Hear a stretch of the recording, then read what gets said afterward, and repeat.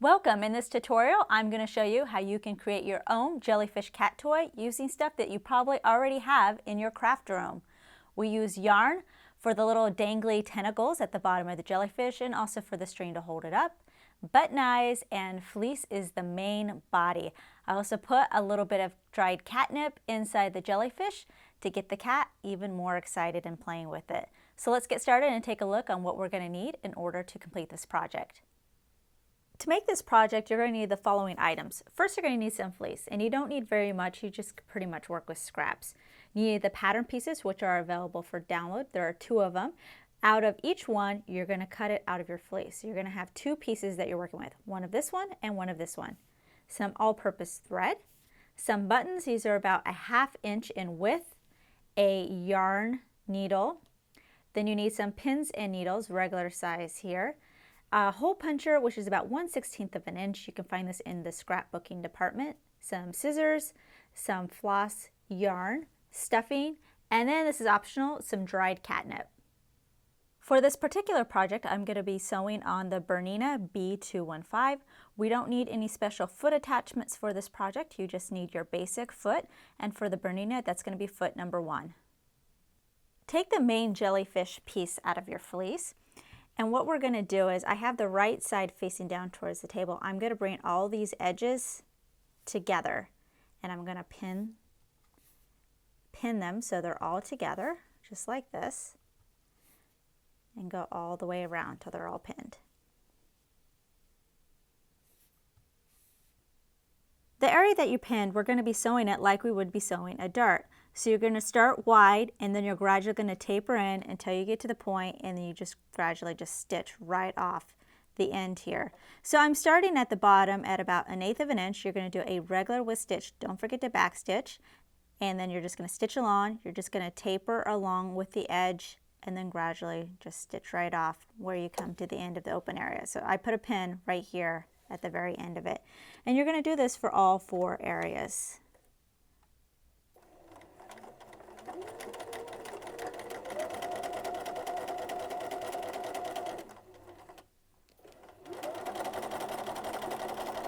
At the top of each dart where you just sewed right off the fabric, you're going to take your threads, put it in a loop, and bring the end through the loop, trying to get the knot as close as you can to your fabric. And then just cut off the excess thread. Next, we're going to sew on the button eyes, and we're actually going to use the machine for this. So to first start, you're going to remove the foot. You may need to push a little lever back here in order to pop it off. And we need to make sure that the feed dog is in the down position and not moving the fabric. So you're going to push a button, and for the Bernina, it's on the side, and you'll see that it goes down just like that. Flip the jellyfish part so it's right side facing up. This is the right side that I'm looking at right here. Here are my darts right here. And we're going to place the eyes about 1 inch up from the edge here. And you kind of want them in the middle of your darts. Now you can place them as close or as far away as you want. I'm just going to sew one for right now. And I'm going to put the button a little bit underneath this part of my machine and carefully place it down. And that's what's going to hold my button into place so I can sew it. Since we have the feed dog down, the fabric should not move at all. It should stay perfectly still. So I'm going to have to switch my stitch to a zigzag stitch. And then in order to fit into each of the holes side by side, you may have to adjust your stitch width. But I'm definitely going to test it out before I start pressing down on the foot pedal. And don't forget to hold your thread, because we don't want it to go through. And you see it didn't actually hit the hole, so that just means I need to lift that a little bit and adjust my button. Move it over a little bit, because we want to make sure that the needle actually goes through the hole, and then when it switches, because it's a zigzag, it goes through the other side. And I tested out just a little bit by pulling the hand wheel towards me, and then when it works, go ahead, do a few stitches to make sure that's really going to stay on, and when that works, I can go ahead and do the other 2 holes as well. Now if you have a cat that's playing rough, You can definitely choose to do embroidered eyes instead of button eyes if you're afraid he's going to actually break them off. And there's one. So now I can go ahead and do the other eye as well. Next, I'm going to use my embroidery floss and needle to stitch a little smile or some kind of expression at the bottom of my jellyfish. And remember, you're not going to want to get too close to the edge because this is going to be attached to the bottom of the jellyfish and there's going to be a 1/4 inch seam allowance, and we don't want to worry about our smile or our expression getting lost in that seam allowance.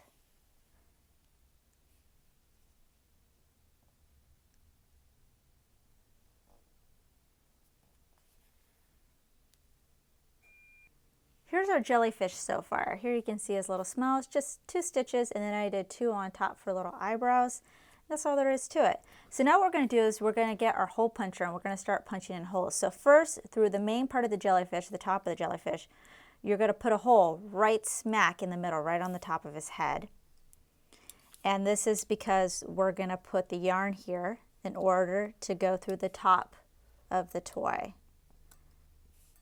So let's see. Just got to make sure you get it right in the middle and you punch it through like that. And you can see there's a hole right there. Then you're going to take this one and we're going to do the same thing. So you're going to do one in the middle.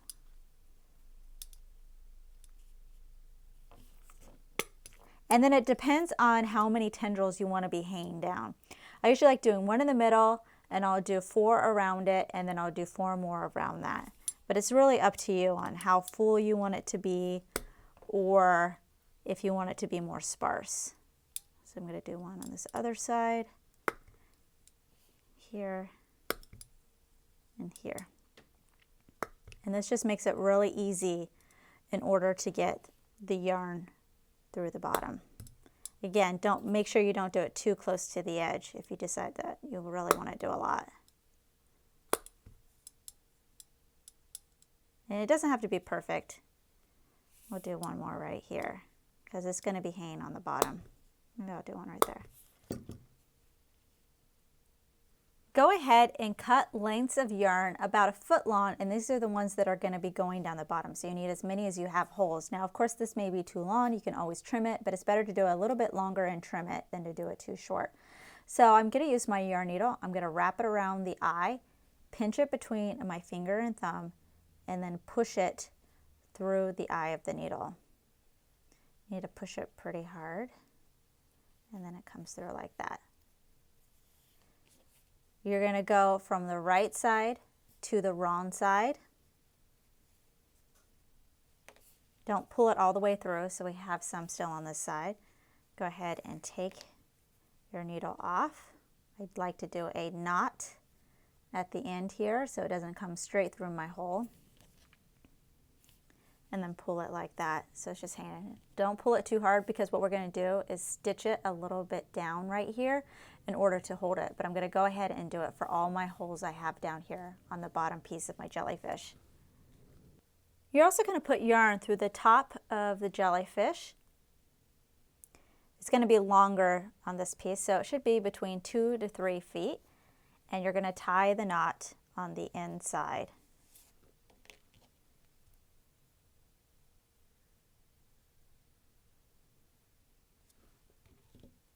We're now going to do a couple of zigzag stitches right over the knot area of each of our yarn pieces in order to hold it into place.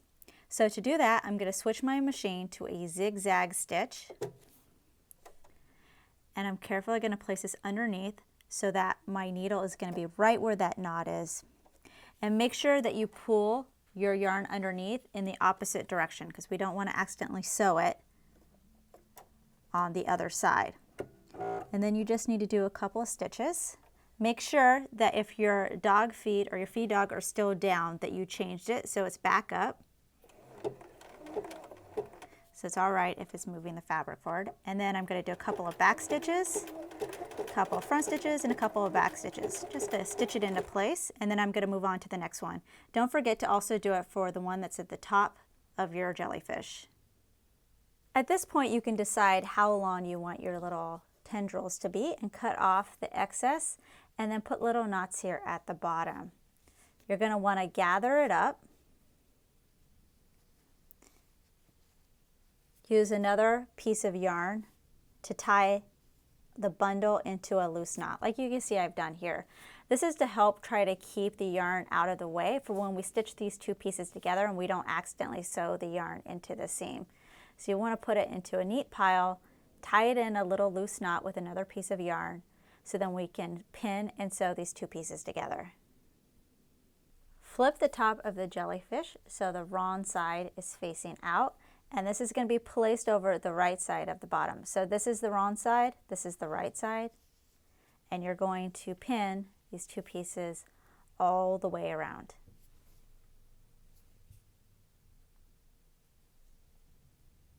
I'm going to now sew a 1/4 inch seam allowance around the edges attaching these two pieces.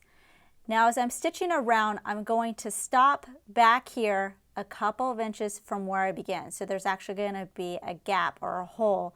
So then when I'm done stitching, I'll be able to flip the whole thing right side out. Don't forget to back stitch at both the beginning and end of your stitch. Through the opening, you're going to turn this right side out, and then once it's fully right side out, go ahead and stuff it with your stuffing and then some dried catnip for some extra fun for your cat. After your jellyfish is stuffed, you're going to go ahead and pin the hole closed and slip stitch it shut. So you can see what I did is I folded over each side of the hole a 1/4 inch so it looks like my seam. Then I'm going to grab some thread and my needle, and I'm going to do a slip stitch by going on the inside of the fold on one side,